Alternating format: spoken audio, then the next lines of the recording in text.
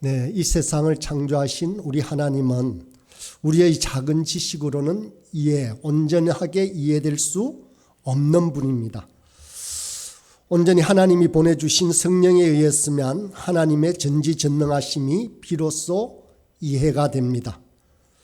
우리는 눈앞의 고통을 묵상하기보다는 위대하신 하나님을 바라보고 묵상해야 합니다. 이사야서를 보면 이사야의 관심이 하나님께만 집중되어 있음을 볼 수가 있습니다. 그러나 우리는 하나님보다 우리 자신에게 관심이 더 많이 있습니다. 기껏해야 나의 필요를 위해서 하나님의 이름을 부를 정도입니다. 하나님에게 관심이 적으니 묵상도 적게 할 수밖에 없습니다. 그러나 이 지상의 가장 위대한 사상은 바로 하나님을 생각하는 것입니다. 지난주 본문으로 살펴본 바에 의하면 이사야는 하나님을 강한 용사로 표현했었습니다. 어떤 적도 원수도 무찌를 수 있는 능력의 하나님으로 표현해드렸습니다. 동시에 하나님을 양떼를 돌보시고 인도하시는 선한 목자로도 표현했습니다. 이제 오늘의 말씀을 보면 이사야는 하나님을 그 누구와도 비교할 수 없는 창조주 하나님이시요 위대한 하나님이시요 영원한 하나님이시라고 소개하고 있습니다. 오늘 본문에서도 이사야는 여러 가지 방법으로 하나님을 설명하고 있는데 그 본문 말씀을 가지고 우리 하나님을 살펴보도록 하겠습니다. 첫 번째는 자연을 통해 하나님의 전능하심과 위대하심을 표현하고 있습니다. 12절의 말씀입니다.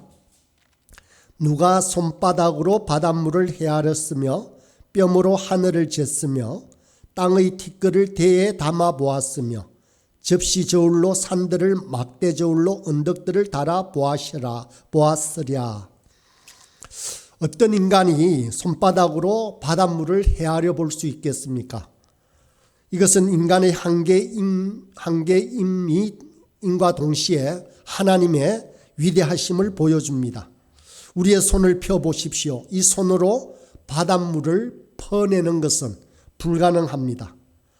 그런데 이사야는 인간의 손으로 하나님을 재보려고 하는 우리의 어리석음을 지금 이야기하고 있는 것입니다. 하나님은 우리의 손으로 잴 수 있지 않습니다. 하나님은 그토록 크신 분이십니다. 또한 이사야는 누가 뼘으로 하늘을 잴 수 있겠느냐라고 말합니다. 수많은 별들이 떠 있는 그 하늘을 우리의 손뼘으로 그렇게 잴 수 있겠느냐 하는 것입니다. 또 누가 살을 대는 대에다가 땅의 흙을 다 담아 볼 수 있겠느냐, 저울로 산들을 다 달아볼 수 있겠느냐고 묻고 있습니다. 인간이 어떻게 큰 저울, 작은 저울로 산을 달아보고 땅을 잴 수가 있겠습니까? 하나님에 대한 인간의 생각과 관점은 이렇게 어리석기도 하고 제한적이기도 합니다. 하나님은 위대하시고 상상할 수 없이 크신 분인데 우리는 하나님처럼 되려고 합니다. 이는 하나님에 대한 천박하고 어리석은 생각이라고 할 수 있습니다. 두 번째로는 인간의 지식과 지혜의 관점으로 하나님의 위대하심을 표현합니다. 본문 13절과 14절의 말씀을 다시 읽어보겠습니다. 누가 여호와의 영을 지도하였으며 그의 모사가 되어 그를 가르쳤으랴. 그가 누구와 더불어 언론하셨으며 누가 그를 교훈하였으며 그에게 정의의 길로 가르쳤으며 지식을 가르쳤으며 통달의 도를 보여주었느냐. 하나님을 대하는 인간의 태도는 이와 같이 어리석습니다. 인간이 마치 하나님을 지도할 수 있는 듯 표현하고 있습니다. 인간이 마치 역사를 만들어가는 것처럼, 인간이 하나님보다 지식이 많은 것처럼 그렇게 말하고 정치를 하고 전쟁을 일으키기도 합니다. 이것은 얼마나 어리석은 일입니까? 우리에게 여러 가지 어려운 문제가 있을 때 위대하신 하나님을 의지하지 않고 우리의 정말 알량한 지식으로 경험으로 모든 문제를 해결하려고 하는 것은 참 어리석은 일이라는 것입니다. 이런 우리를 보실 때 하나님께서는 참으로 답답하실 것입니다. 인간은 얻어맞아야 새벽 기도에 오고 조금만 잘 되어도 하나님 없이 살 수 있는 것처럼 교만해지기도 합니다. 하나님께서 잘해 주실 때 우리도 잘하면 좋은데 하나님께서 조금 잘해 주시면 자기가 잘났다고 교만해지는 것이 우리의 모습입니다. 하나님께 대들면서 마치 하나님을 우리 자신이 인도하는 것처럼 착각에 빠지기도 합니다. 인간이 어떻게 하나님의 영을 인도할 수 있겠습니까? 어떻게 인간이 하나님의 상담자로 활동할 수 있겠습니까? 인간이 어떻게 하나님의 말 상대가 될 수가 있겠습니까? 그런데 인간은 하나님께 교훈을 줄 수 있을 것이라고 착각합니다. 인간은 어줍지 않은 정의로 하나님을 난도질하기도 합니다. 우리 자신의 정의가 하나님의 정의보다 옳은 양 그렇게 생각하기도 합니다. 인간이 어떻게 하나님께 공평, 평등의 도를 가르칠 수 있겠습니까? 어떻게 지식을 가르칠 수 있겠습니까? 어떻게 통달의 도를 보여줄 수 있겠습니까? 하나님은 결코 그 누구와도 비교할 수 있는 분이 아닙니다. 하나님께서는 인간에게 지식과 지혜를 주셨는데 인간은 도리어 그 지식과 지혜로 하나님을 판단하고 하나님을 간음하려고 합니다. 이사야는 이런 인간의 오만함과 천박함을 이야기하고 있습니다. 우리는 하나님께서 기온만 조금만 바꾸어도 우리는 꼼짝을 못합니다. 얼어 죽든지 그냥 땀에 찌들려서 그런 뜨거움으로 꼼짝도 못합니다. 태풍이 한 번만 불어도 집이 날아가고 온 마을이 물에 잠깁니다. 저는 노아의 홍수가 실제로 있었다고 믿습니다. 하늘의 문이 열리고 지하수가 터져서 이 세계가 물로 덮이는 것은 가능한 일입니다. 우리가 보기에는 불가능할처럼 보일지 모르나 하나님께서는 능히 그렇게 하셨고 우리 역사 속에 그렇게 나타났습니다. 이제 마지막에는 분명히 불로 심판이 있을 것이라고 말씀하셨습니다. 이렇게 크신 하나님을 우리는 너무나 간단하게 생각하기도 합니다. 세 번째로 하나님을 무시하는 세상 권력이 한 방울의 물에 지나지 않음을 이야기하고 있습니다. 당시 가장 강력한 나라는 아수르와 애국과 바벨론과 같은 거대한 제국이었습니다. 이 나라들은 위대한 왕의 권력과 군사력으로 세상을 정복할 것 같았고 기세가 하늘을 찌를 것 같았습니다. 그런데 15절에서 17절의 말씀을 보겠습니다. 보라, 그에게는 열방이 통의 한 방울 물과 같고 저울의 작은 티끌 같으며 섬들은 떠오르는 먼지 같으리니 레바논은 땔감에도 부족하겠고 그 짐승들은 번제에도 부족할 것이라. 그의 앞에는 모든 열방이 아무것도 아니라 그는 그들을 없는 것 같이 빈 것 같이 여기시느니라. 하나님은 이렇게 열방의 강대국들을 향해서 이렇게 말씀하실 수 있는 분이십니다. 우리 또한 성령을 받으면 영적으로 하나님의 세계를 이해하기 시작합니다. 하나님의 위대하심, 영원하심, 전능하심이 우리의 지식이나 지혜가 아니라 성령으로 이해되기 시작합니다. 이사야는 하나님의 음성을 들었습니다. 그 하나님의 음성을 들었을 때 하나님에 대해 눈을 뜨기 시작했습니다. 이것은 성령으로만 가능한 일입니다. 그러나 우리는 경험과 지식으로 자꾸만 우리의 제한된 이 지식으로만 하나님을 생각하려고 합니다. 그러니 당연하게 그 하나님은 나보다 작은 하나님이 될 수밖에 없습니다. 내 사상보다 작고 내 경험보다 작고 내 이성보다 작은 하나님을 생각할 수밖에 없는 것입니다. 말씀 속의 하나님, 성령으로 깨우치시는 그 하나님을 우리는 살펴야만 합니다. 우리가 생각하는 하나님은 아닙니다. 우리는 성령으로 그 하나님을 분명하게 경험할 수 있어야 우리의 믿음이 온전해집니다. 15절에 보면 재미있는 표현이 나옵니다. 당시 거대 제국이었던 아수르, 애굽, 바벨론이 한 방울의 물과 같아라고 말합니다. 우리가 물을 담다 보면 물 몇 방울이 흐르기도 합니다. 떨어지는 물 한 방울은 아무것도 아닙니다. 그런데 그 거대한 제국이 잘 보이지도 않는 아무것도 아닌 물 한 방울과 같다는 말입니다. 오늘날에 적용해 본다면 미국이, 중국이, 러시아가 하나님 앞에서는 물 한 방울과 같은 존재라는 것입니다. 저울에 있는 작은 티끌과 같다라고도 말을 합니다. 지금은 사막이 되고 폐허가 되었지만 당시 레바논에는 방대한 숲이, 울창한 숲이 있었습니다. 그 숲에 있는 모든 동물을 다 모아도, 나무를 다 모아도 하나님께 드리는 번제에는 부족하다라고 말씀하고 있습니다. 이사야는 우리를 하나님께로 인도하고 있습니다. 우리는 하나님에 대해서 너무 무식합니다. 하나님에 대해 생각하는 것이 아주 단순합니다. 우리가 위대하신 하나님을 보지 못하면 기도를 아무리 해도 소용이 없습니다. 우리 수준의, 자기 수준의 하나님에게 기도를 하는 것이기 때문입니다. 내가 생각하는 하나님, 내가 경험하는 하나님에게 기도하니까 안 되는 것입니다.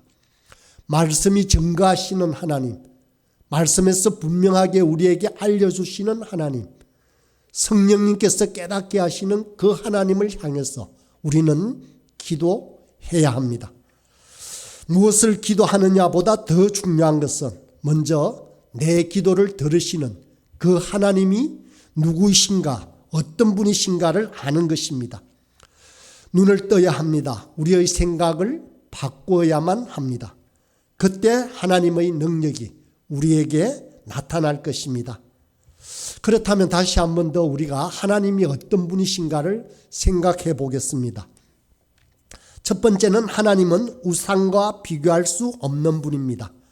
본문 말씀 18절에서 20절의 말씀을 보면 그렇게 말씀하고 있습니다. 그런즉 너희가 하나님을 누구와 같다 하겠으며 무슨 형상을 그에게 비기겠느냐. 우상은 장인이 부어 만들었고 장색이 금으로 입혔고 또 은사슬을 만든 것이니라. 궁핍한 자는 거제를 드릴 때에 썩지 아니하는 나무를 택하고 지혜로운 장인을 구하여 우상을 만들어 흔들리지 아니하도록 세우느니라. 하나님과 우상을 비교해서 말씀하고 있습니다. 하나님은 바벨론이 섬기는 어떠한 우상과도 비교할 수 있는 것이 결코 아닙니다. 유일하신 하나님이십니다. 우상은 장인이 형틀에 부어서 만들고 장색이 금으로 입힌 것을 말합니다. 우상은 죽어있는 돌덩이나 쇳덩어리에 불과합니다. 썩지 않는 나무로 만든 것일 뿐입니다. 그러나 우리 하나님은 땅 위에 궁창을 앉히시고 천지를 창조하신 살아계신 하나님이십니다. 이 우주 만물을 만드신 하나님이십니다. 그분이 우리의 아버지십니다. 북극성에서 지구까지 오는데 빛의 속도로 500년이 걸린다고 합니다. 그러나 우상은 아무것도 아닙니다. 귀신에게 바치는 밥을 보면 정말 꺼림직합니다. 굿하는 것을 보면 신비하기도 합니다. 제가 어렸을 때 골목길을 지나가다 보면 그냥 집 마당에서 굿을 하는 집들이 있었습니다. 대나무를 잡고 신내림을 합니다. 아주 건장한 어른이 그 대나무를 붙잡아도 함께 흔들리는 것을 보았습니다. 그러나 그것은 아무것도 아닙니다. 귀신은 아무것도 할 수가 없습니다. 우상을 섬기느라고 고생만 합니다. 우리는 세상 사람들은 이사 날짜도 무당에게 묻습니다. 소머리를 놓고 빌고 있습니다. 그것을 벗어나지 못하고 벌벌 떨기도 합니다. 그러나 우상은 아무것도 아닙니다. 이 우상을 우리 하나님과 비교하려는 것은 정말 하나님을 욕되게 하는 것입니다. 우상은 인간이 만든 신입니다. 예수 믿는 사람은 우상이 없겠습니까? 아닙니다. 있을 수도 있습니다. 교회 다니면서 자기가 만든 하나님을 믿습니다. 인간은 우상을 만듭니다. 나무, 돌, 금 등의 형상을 만들어서 절을 하기도 합니다. 우상처럼 만든 하나님을 그런 이름만 빗대어서 그렇게 외치기도 합니다. 그러나 잘 생각해 보십시오. 사람이 만든 것이 어찌 하나님이 될 수 있습니까? 내 손으로 만든데 그것이 어찌 신이 될 수가 있습니까? 논리적으로 불가능합니다. 본문 말씀을 보면 우상은 손재주가 좋은 사람이 금이나 은이나 나무로 만든다라고 되어 있습니다. 가난한 사람은 금이나 은을 살 수 없어서 나무로 만드는 것입니다. 십자가도 어쩌면 조심해야 될지도 모릅니다.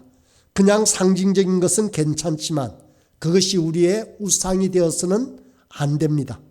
아무리 좋아도 형태로 만들어지기 시작하면 우리의 잘못이 일어날 수도 있습니다.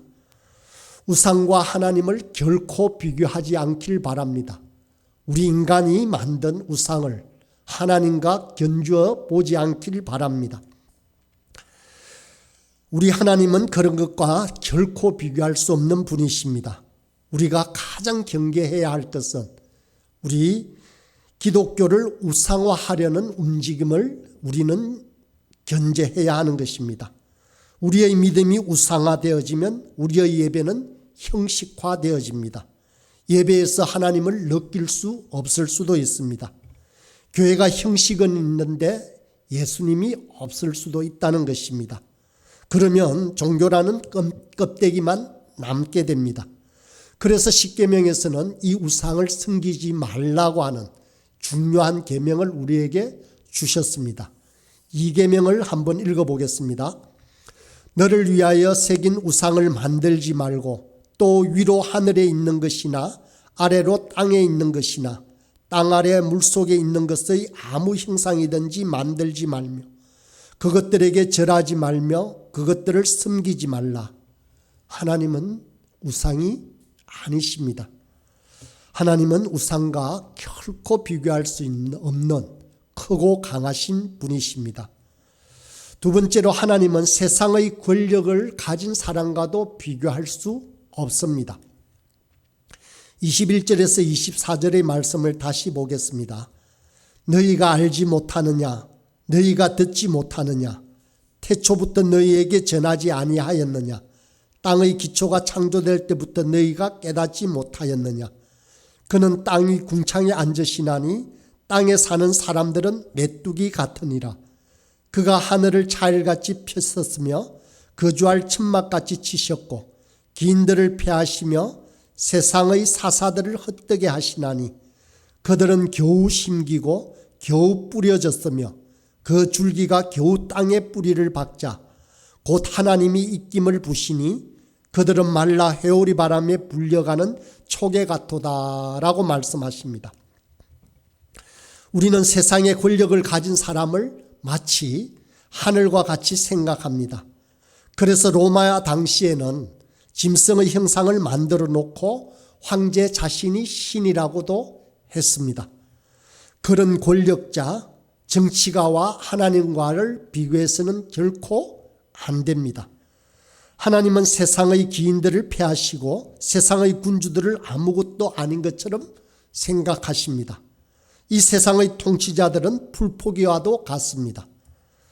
심기가 무섭게, 씨를 뿌리기가 무섭게, 뿌리를 내리기가 무섭게 하나님께서 입김을 부셔서 말려버리십니다. 그들은 마치 강풍에 날리는 금불과 같다라고 하십니다. 셋째로 하나님은 이 세상의 그 누구와도 비교할 수 있는 분이 아니십니다. 25절 26절입니다. 거룩하신 이가 이르시되 그런즉 너희가 나를 누구에게 비교하여 나를 그와 동등하게 하겠느냐 하시니라. 너희는 눈을 높이 들어 누가 이 모든 것을 창조하였나 보라. 주께서는 수요대로 만상을 이끌어내시고 그들의 모든 이름을 부르시나니 그의 근세가 크고 그의 능력이 강함으로 하나도 빠짐이 없느니라. 세상 누구와도 비교할 수 없다고 하십니다. 하나님은 하늘의 별을 지으신 분이십니다. 그 별도 세상의 모든 것들도 그 이름을 만드시고 부르신 분이십니다. 죽을 것 같이 힘들고 우리의 계획이 다 망가졌을 때 눈을 감고 하늘의 별들을 생각해 보십시오.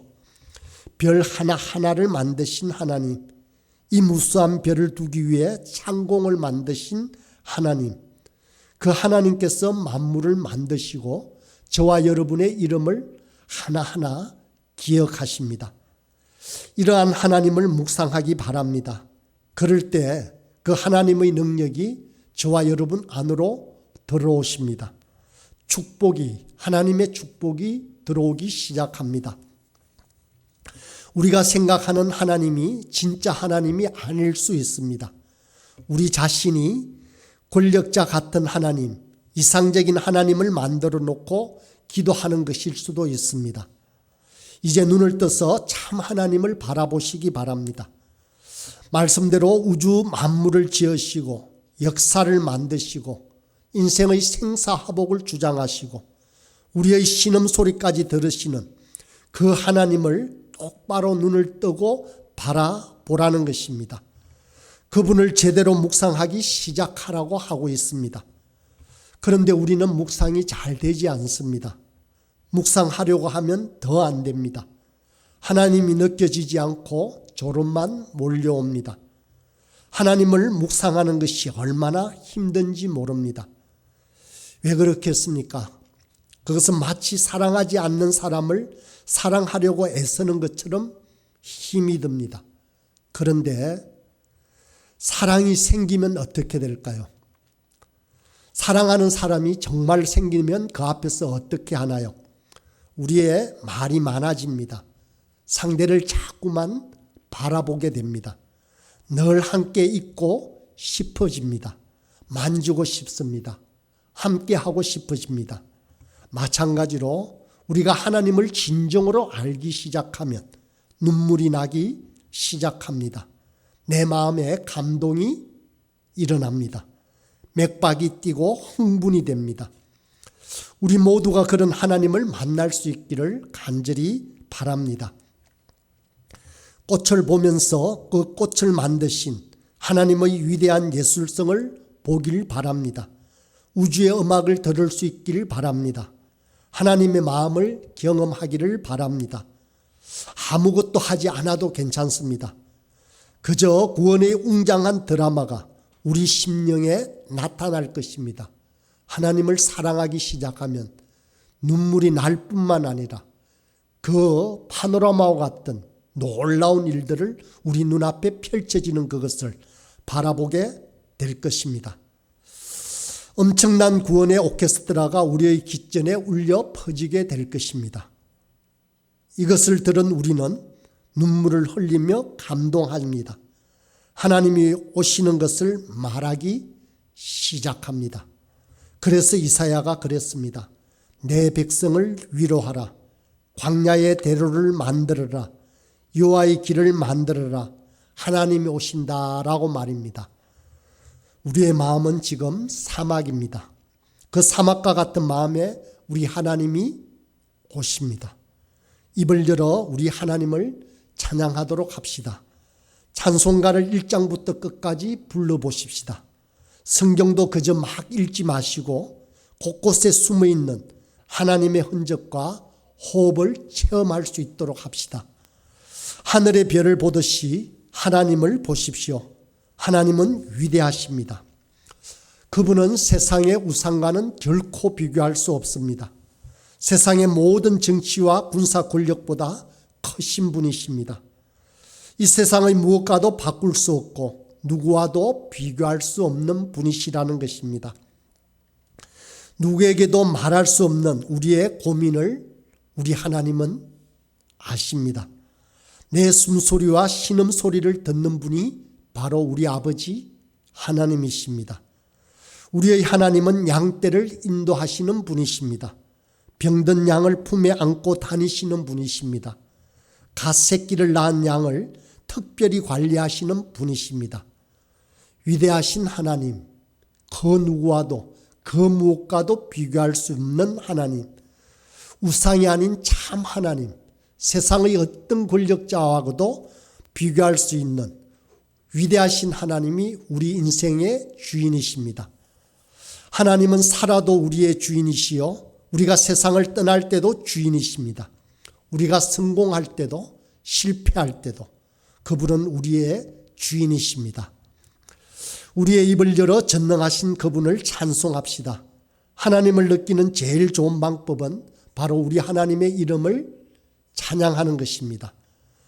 저는 숫기가 없어서 잘하지 못합니다마는 찬송을 부르다가 감격하여 손을 들고 찬양하는 모습을 보면 큰 감동을 받습니다. 성가대가 좋은 목소리로 하나님을 찬양하는 것도 좋지만 목이 메어 찬송을 부르지 못하고 눈물을 흘리는 것도 아름다운 찬송이라고 생각합니다.